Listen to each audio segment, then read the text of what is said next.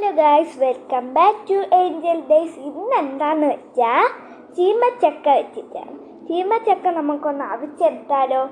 ഇത് കുനുകുനാന്ന് കത്തിയാണ്.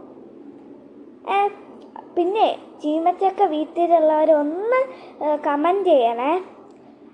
എൻ്റെ മുത്തശ്ശിയുടെ വീട്ടിൽ നിന്നാണ് ഇത് കൊടുത്തു വിട്ടത്. അവിടെ നല്ല ചീമച്ചക്കയും നല്ല ഉറിഞ്ചി മാങ്ങയും എല്ലാം ഉണ്ട്. പറയുമ്പോൾ തന്നെ നാക്കിൽ കൊതി വരുന്നു. അപ്പോൾ നമുക്ക് ചീമച്ചക്ക അവിക്കണേരത്ത് പോവാം.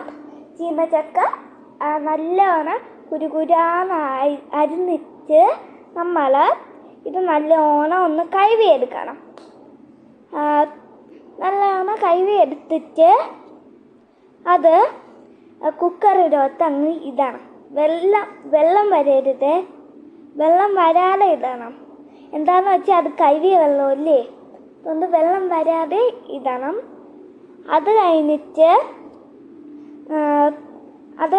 നമ്മൾ കുറച്ച് വെള്ളം ഒഴിച്ചു കൊടുക്കണം, ആവശ്യത്തിന് വെള്ളം.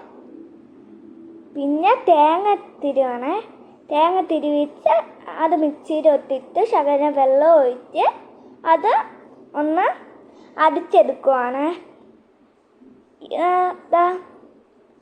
നോക്കിക്കോ, ഈ പരുവത്തിനാണ് വേണ്ടത്. കണ്ടില്ലേ, ഈ പരുവത്തിനാണ് നമുക്ക് വേണ്ടത്. അങ്ങനെ അതെടുത്തിട്ട് ഈ ചീമച്ചക്കയിലോട്ട് ഒഴിച്ചു കൊടുക്കണം. അത് കഴിഞ്ഞിട്ട് നമ്മൾ അത് നേരെ എടുത്തോണ്ട് പോകണം. എന്നിട്ട് അതിൽ കുറച്ച് ഉപ്പ് ഒഴിക്കണം. എന്നിട്ട് അതിൽ ശകലം പഞ്ചസാര, പിന്നെ ഉപ്പ് 2 സ്പൂണ് ഇതാണ്. അത് കഴിഞ്ഞിട്ട് ഒന്ന് ശകലം ഇളക്കിയെടുക്കണം. ജസ്റ്റ് ഒന്ന് ഇളക്കിയിട്ട് പഞ്ചസാര, ആവശ്യത്തിനുള്ള പഞ്ചസാര. എന്നുവെച്ചാൽ ശകലം പഞ്ചസാര ഇതാവും അതിന് ഇനിപ്പിന് വേണ്ടി, ശകലം ഇനിപ്പിന് വേണ്ടി. അത് കഴിഞ്ഞിട്ട് അത് ജസ്റ്റ് ഒന്ന് മിക്സ് ചെയ്യണം. ജസ്റ്റ് എല്ലാം മിക്സ് ചെയ്യണം. അത് കഴിഞ്ഞിട്ട് അത് കുക്കർ അടച്ച് വെച്ചു. അത് കഴിഞ്ഞ് ഗ്യാസിൽ വെച്ചു. അത് നല്ലോണം വേവണം.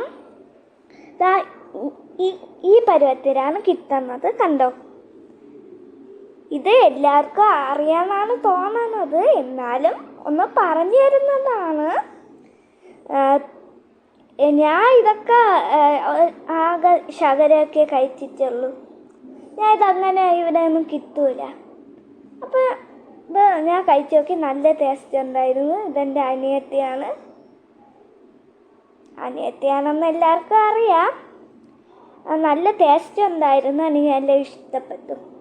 ഇത് വെറും ചായ കൂടെ കുടിക്കാൻ നല്ല ടേസ്റ്റാണ്. അപ്പോൾ അത്രയേ ഉള്ളൂ.